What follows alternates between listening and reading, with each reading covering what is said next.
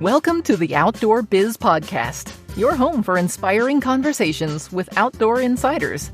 Each week, author, speaker, adventurer, and outdoor industry veteran Rick Saez talks in depth with iconic brand founders, sales and marketing pros, product designers, and industry rising stars. Listen in when Rick's guests offer actionable advice to land your ideal industry gig and grow your outdoor career. Catch us again when the conversation shifts to the hottest outdoor products, destinations, and the latest industry insights. And now, here's Rick. Welcome to episode 326 of the Outdoor Biz Podcast. This conversation is very special to me as I get to speak with one of my environmental heroes, Doug Peacock. I was fortunate to meet Doug at an Earth First rendezvous in Idaho in 1988. I'm just finishing his newest book, Was It Worth It?, from Patagonia Books. Doug and I talk about his many adventures, love for wildness, and his tireless quest to protect wilderness. Welcome to the show, Doug. Thank you. It's great to be talking to you. We were just talking about how we met many years ago. Neither one of us probably remembers the exact meeting, but it was a fun weekend for me. I'm sure it was for you too. At that Earth First rendezvous. The Lost Range. The Lost Range, that's right. Yep. Beautiful spot. Yeah, amazing. Great fishing. Yeah, it was a good weekend. Yeah. So you grew up camping, hunting, and fishing. Is that where your passion for the environment comes from? Was that instilled in you by your folks? Your dad? I grew up in Michigan, and my dad was a Boy Scout organizer. So, he would go up to the woods and lead and organize Boy Scout troops operating in the woods, and I would be too little to be a Boy Scout. So I got cut loose to just run wild in the woods, catch turtles and hunt squirrels, whatever, everything. And that's how I grew up. I had the family had a little cabin on the Upper Pine River, and I grew up trout fishing Royally Rivers. Oh, wow. Very fun. That's a good spot, yeah. And I'd love to hear how you met Ed Abbey. That was a bit later. Mm-hmm. That wasn't until I came back in Vietnam. Mm-hmm. I'd spent a lot of time in the wild. I had to, if you wanted to avoid the draft in Vietnam, you had to either have a child or you had to be full time in college, and I didn't like college that much, and so I didn't avoid anything. And so I got back in 1968 from Vietnam, and I I wasn't much good around people like many other vets at that time, and the one place I've always been comfortable is the wilderness, just because of the way I grew up. I'd already spent a life in woods and mountains and desert and rivers by then, so I've been around, and so I just went into the wilderness when I came back in Vietnam, waited for the snows to melt, moved north through the Rocky Mountains, ended up in the Wind River Range on the east side of the winds back in the early summer when it was really snowy. I waited for the snows to melt and went in there. And I had a malaria attack, which is not a big deal. I had a lot of malaria attacks. I had several after I came back from Vietnam. Mm-hmm. So I knew what I was in for. What you're in for is a long, slow, very high fever where you go out of your mind. And so I knew I had to get the hell out of the winds. Mm-hmm. Winds, there's no trails in there. There's no people in there. And of course, that's why I liked it. But it was also really bad weather and rugged as hell. The most wonderful glaciers in the lower 48 are in the west. Mm. So I went to Yellowstone and had my little malaria attack and I lost track of time, went out of my head, and I imagined seeing grizzly bears, and they turned out to be real bears in short. And so I spent the rest of the summer just watching the bears. And then winter came back on, and I had to get the hell out. And I'm bipolar in my, love of the Rocky Mountains. I have to be around the Grizz, but when they hibernate, I hightail it south because I also love the low deserts, especially Arizona, but other places too. And that's where I was when I met Ed Abbey. It was winter of 1968, about December, I think.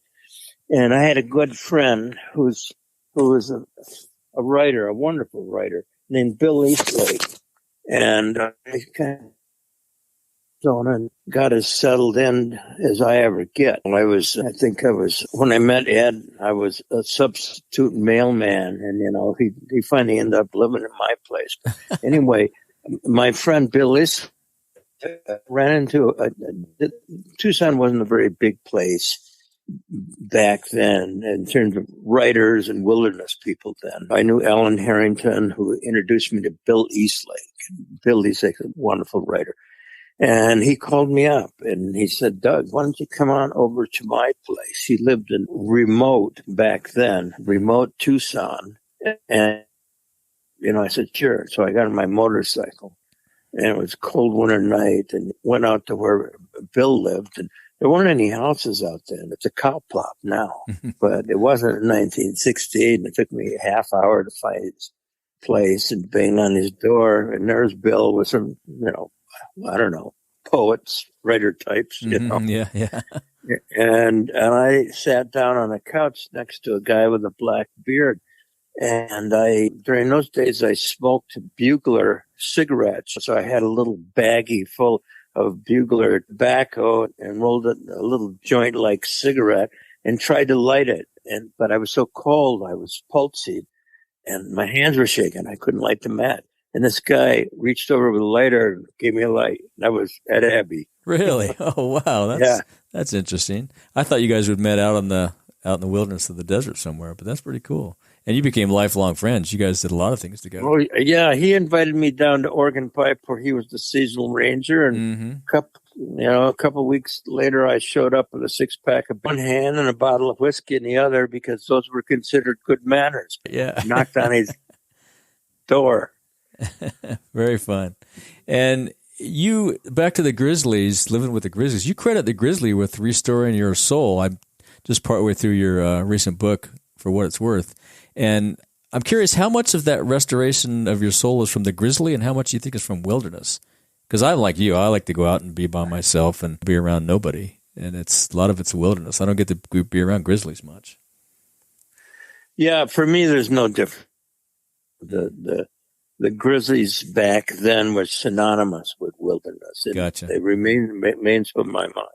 And the point, I think, you're going to do anything for yourself at all and seek some kind of mending in wilderness or the wild, you got to get out of yourself.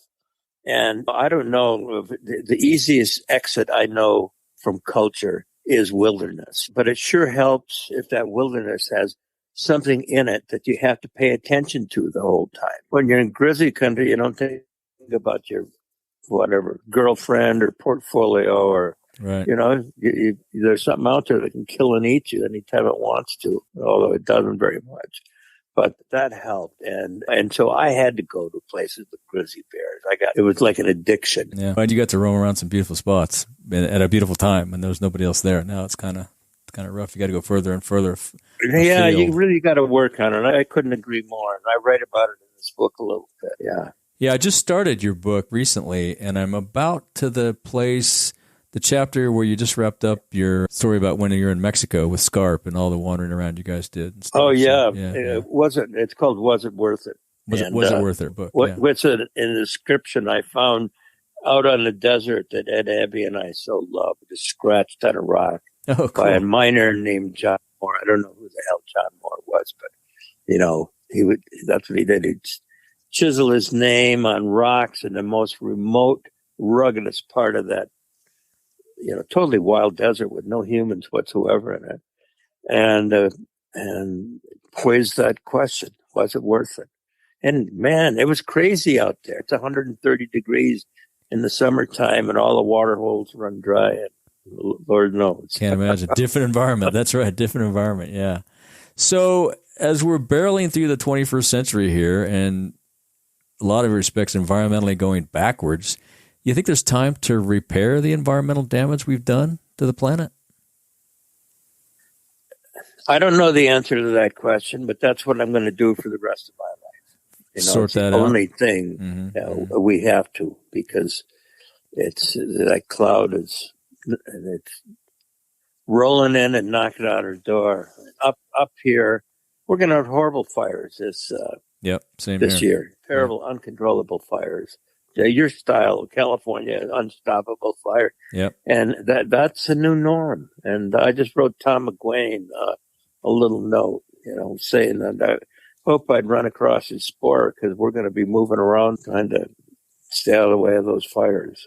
Yeah, it's pretty scary. I keep a go bag packed because I live on the outskirts of Bishop, and if a fire starts west of me between the mountains and me, and the wind's blowing to the east, forget it. There's not going to be enough time. I got to have that bag in my car and go. And you bet your ass. Yeah, it's going to be scary. Yeah. This podcast is for the outdoor industry. And regarding the outdoor industry, these are all the people. Have you been to an outdoor retailer show? I think you have with Patagonia. No, but my friends do all the bloody time. And they were in Salt Lake City where Dennis Sizemore and I co-founded Round River Conservation Studies. So they were based in Salt Lake City. I was around. I just don't like crowds. Yeah.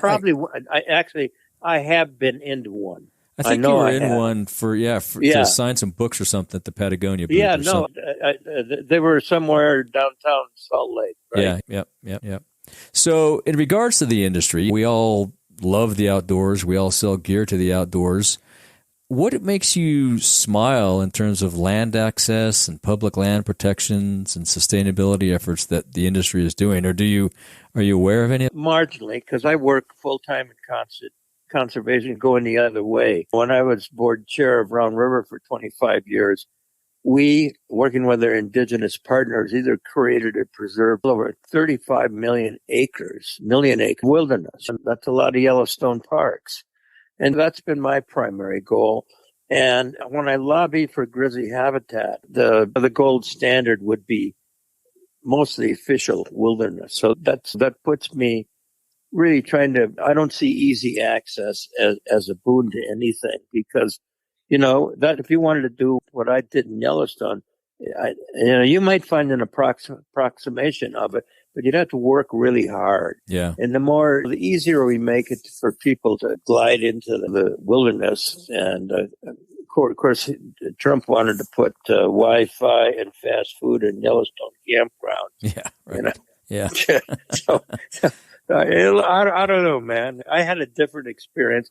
That experience was so vital and important to me and what I think is vital to the world. That's what I'll fight for the rest of my life. Yeah. No, and you're right. It's harder and harder to do that in the U.S. You have to go further north to the wilds of Alaska and even further than that. Yeah. It's getting pretty tough. Yeah. What frustrates you the most when you see, places like Yellowstone and Yosemite is just like Disneyland now. I don't even consider that wilderness anymore, but Yellowstone and some of the places in Montana where there's so many people. It's just. It's, on the other hand, collectively, it's our fault. Mm-hmm. And we're the ones that have done that or permitted it to happen some way. And I take a certain amount of responsibility for it. I'm trying to chip back and fight for small wildernesses within existing ones all the time. And up here, I don't quite see the polar extremes, but mountain biking has run into some of my friends who don't want any kind of mechanization in the backcountry. And I know that argument is going on. And, I never used trails, so that's yeah, right. And up until the last couple of years, I was taking some, and perhaps last, but wonderful bushwhacks with no trails, hiking across glacier and stuff. That's like awesome. That. Yeah. I'll bet most people, I shouldn't say most, a lot of people couldn't do that because their navigating skills just aren't what they need to be to do something like that. No, you gotta know what you're doing. Yeah, I will go to my grave without having touched a GPS. Even though all the conservation work Round River did to save those 35 million acres depended upon GPSs. But as for me, I will stand on the hood of my pickup truck in New York City and look for the North Star. Nice. That's great, yeah. I think I've held a GPS, but I've never used one. I still try to do the map and compass. And when I'm in New York City, I use my phone because, God, it's just those places. That's another thing. They're just so big. Yeah, crazy. Yeah, I've got to go to In a month, they've got to go to New York City. They gave me the American Academy of the Arts and Letters gave me one of their 8 literature awards. Oh, congratulations. And since Abby turned his down, I was with him back in 1987. He turned it down. He said, Douglas, prizes are for children, However, it comes with $10,000 and I need the beer money. There you go. You got to go. Just go at the check. So here you can have your trophy back. Yeah. I just want the check. That's right. That's pretty funny. So how do you think grizzlies and wolves are doing? It seems like grizzlies, we hear more and more that they're hanging in there, but I think they're just getting their habitat's just getting destroyed. The amount of institutionalized hatred could not have been maximized more in northern Rockies. And I'm in Montana, but it really doesn't matter. They made it, in Montana, you can go out and kill 20 wolves. Wow. Just me. I can shoot 10 and trap or poison 10 more. Then you can shoot them from helicopters with infrared at night or snowmobile or anything you want. Jeez. And it's a culture that it's born out of ignorance, but it's hardened into hatred. We tend to, what we don't know are those big, large carnivores of all our animal species. We're strangers to those animals, and we fear what we don't know. We hate what we fear. Yeah. And so you've got these grizzlies have the slight advantage of still being on the endangered species list, but grizzly poaching is rampant, and that's one of the things I do is I hired a law firm to get all the Freedom of Information Act reports, and I'm writing that up with an idea that the Federal Wildlife Service, who are in charge of endangered species animals, are going to have to protect grizzlies from the states. The states of Wyoming, Montana, and Wyoming just want to kill a shit out of them. And so every minor conflict, they just killed a grizzly last couple of days, who reportedly got into cows. I don't know if the cows were already dead or not, but man, that's going to happen. Sure. What is happening with our wild ecosystem, especially our grizzly bear ecosystem, is climate change is pushing animals all over the goddamn place. And the quality of the habitat, the carrying capacity is declining. And big forest fires, forests tend to come back as grasslands in Yellowstone, at least some of them. And so bears, especially grizzly bears, are looking to get out far beyond the boundaries of the National Park Service and just look for new foods. Right. And this is natural and normal, but we don't do anything. We call those kind of bears explorer bears because they show up right on the edge of I-90. I-90 is an absolute barrier to grizzly bear migration. One of my projects is I hired Lance Craighead to help me out here. We're trying to put an underpass, an existing underpass under I-90 that black bears and mountain lions and anecdotally grizzly bears use. And we studied it for a couple of years with trail cams. It's right there and it's cheap. And now we're just going to I'm not much good dealing with bureaucracy, but we got to tap into some of that Department of Transportation money and make those crossings, at least 2 or 3 of them, safe for animals like grizzly bears. They radio collared a grizzly, I think it was last fall, who was just bumping up against I-90 for a couple weeks. And he'd back off. And he had a radio collar on so they could monitor him 24/7. And it's like going into a great big electrical fence. Interesting. He wouldn't touch it, huh? Interesting. No, it's too much of a barrier. Yeah. All the fences, all the concrete, and the considerable traffic that's on that road. Yeah, I think the other thing we have to do is figure out a way to keep people away from some of those places, because in some of these, we love these places to death, and then next thing is somebody wants to build a big lodge in the middle of the national park, and we just keep putting our stuff where their stuff is, and they have nowhere to go. Yeah, it's I don't know. There's probably no answer. We're just going to slowly take over We're gonna, as we take over the planet, we're also thinning the planet out of the kind of vital habitats that we ourselves evolved with. And Right. simply put, that which evolves doesn't persist without the conditions of its genesis. I've been writing that sentence for about 50 years now. But that's really what I believe is, and human beings didn't evolve, the intellectual part of our evolution anyway. It didn't happen on farms or in cities. It happened back in habitats whose remnants today we would call wilderness.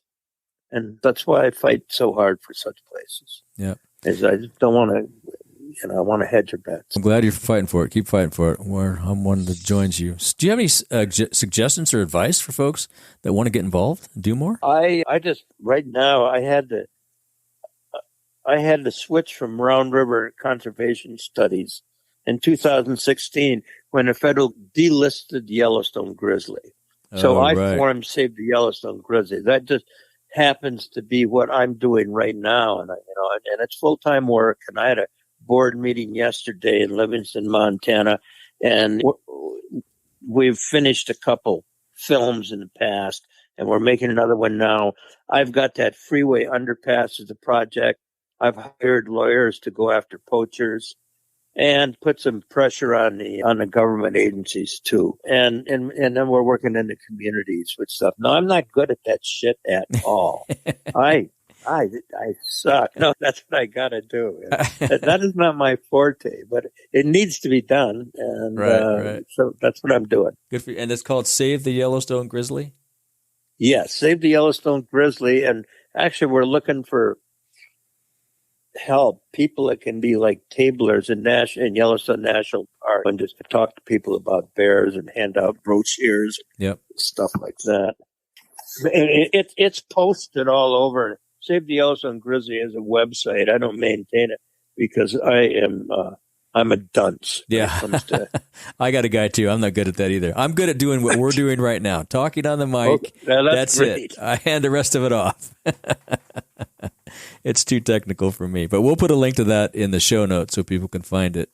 And thanks. And help you guys out. Yeah. So if you were to hang a huge banner at the front of one of these outdoor trade shows, what do you think you might? We've got the banners all made up. Yeah. All right. And cool. I'm trying to remember, but we've got a pretty good road show. We do road shows all the time, and the banners are Save the Yellowstone Grizzly, and we've started the table, and I didn't even know what that meant 6 months ago, but I do now. Yeah, I'm sure you guys are at the trade show. I'm sure they have a nonprofit row or one of these agency rows, so I'm sure there's a table there. I'll go look for them. When is it going to be this? You know what? I don't know the exact date, but it's going to be in Denver sometime in the summer. I'll find those dates, but I don't have it on the top of my head. Yeah, I'll find somebody to go down there. Yeah, actually, cool. Actually, my primary man lives in Denver, or outside, up high. Oh, perfect. Denver. Mm-hmm. So he's there 24/7. We'll send him to the trade show. That'd be great. He might be already going, but yeah, exactly. Yeah, outdoor retailer. And if he has questions, just connect him with me, and I'll connect him with the outdoor folks, and we'll get a table there for sure. Yeah. We're going to take a little break and give some love to our sponsor, Audible. Hey, do you love to read but don't always have the time to sit down with a good book? I'm the same, and sometimes I just feel like having someone else tell the story. Audible is like having a library in your phone. Whether I'm passing highway mile markers on the way to some adventure or racking up miles in the air, Audible helps the time fly as I'm enjoying a great book I discover or recommended by friends. Sign up for a free trial today at ricksays.com/audible. There are over 180,000 titles to choose from. Go to ricksays.com/audible and start your free trial today. Now, back to... I don't know if you made a gear purchase recently, but do you have a favorite piece of outdoor gear that you take with you all the time that's under $100 maybe? Of course, I have my polar bear spear, which is on the cover of the book. Oh, cool. I remember hearing about that in the book. Yeah, I was listening to that story. Those stories are great, by the way. Thank you. Yeah. I started out going to Army surplus, and most of my filming of grizzly bears was done starting in the spring in Yellowstone when there's 3 or 4 feet of snow. And it's also a good time. The bears are coming out, but they're in April. There's nobody in the backcountry. It's too late for skis and too early for boots because you can only walk on the crest for the morning hours, and then you start breaking through. You can't go anywhere. Yeah, So I started out really cheap, with this camouflage colored things.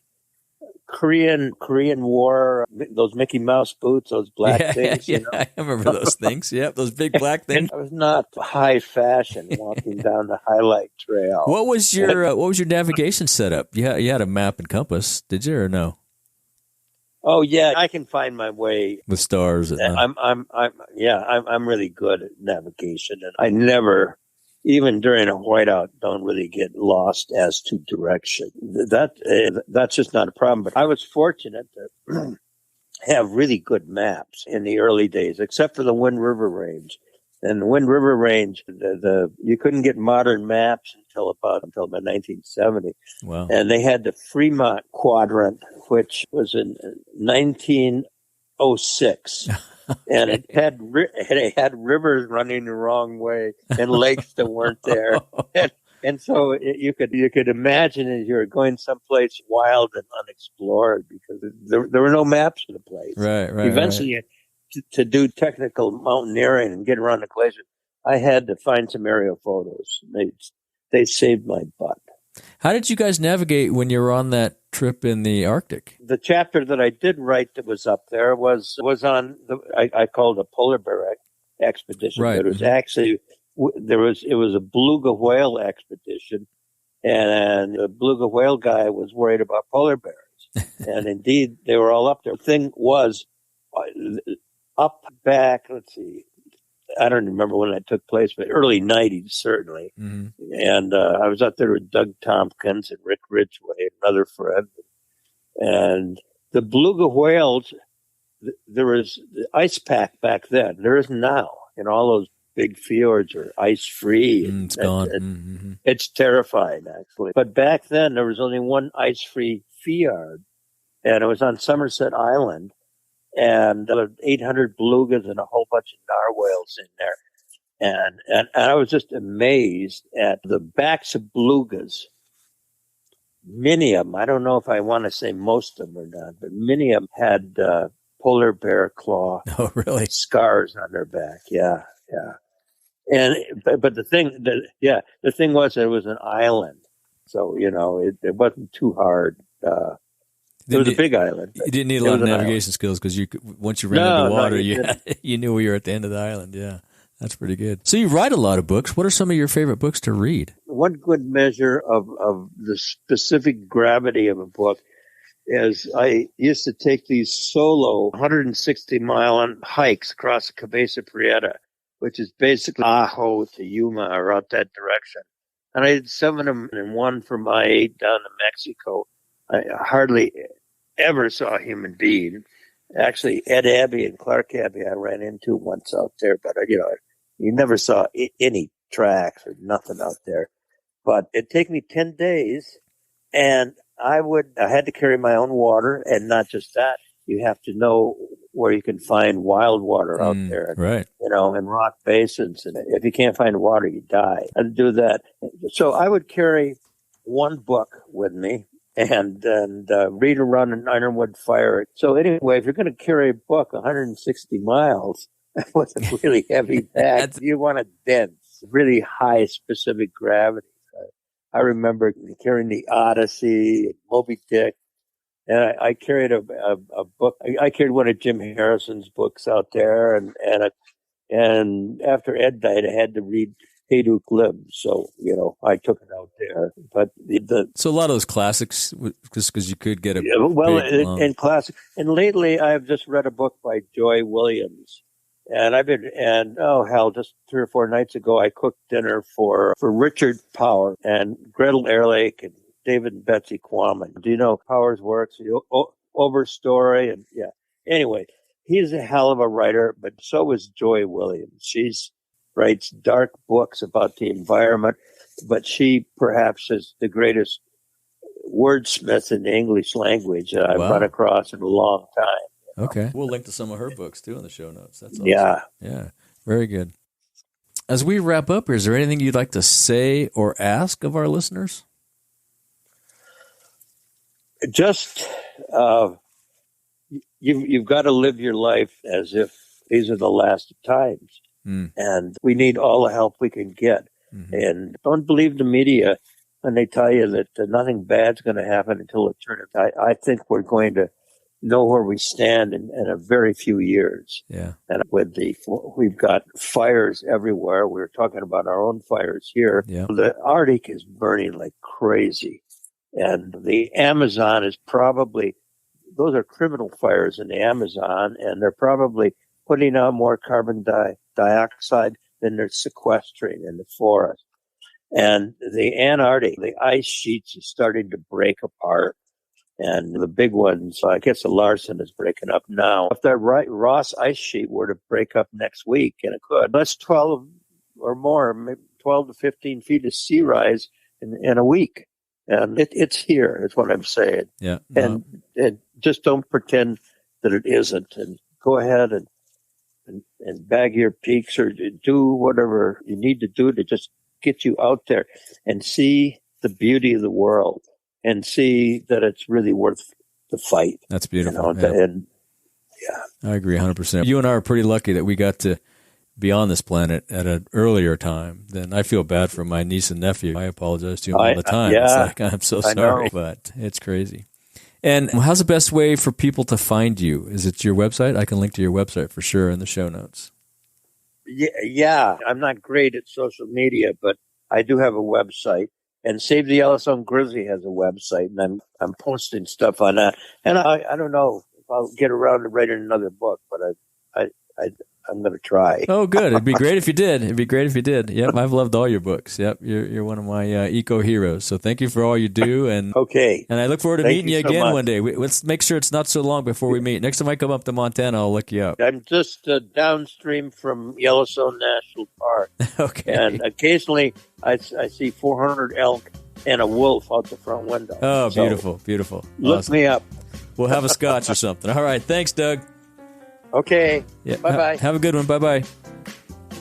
Thank you for joining us on another episode of the Outdoor Biz Podcast.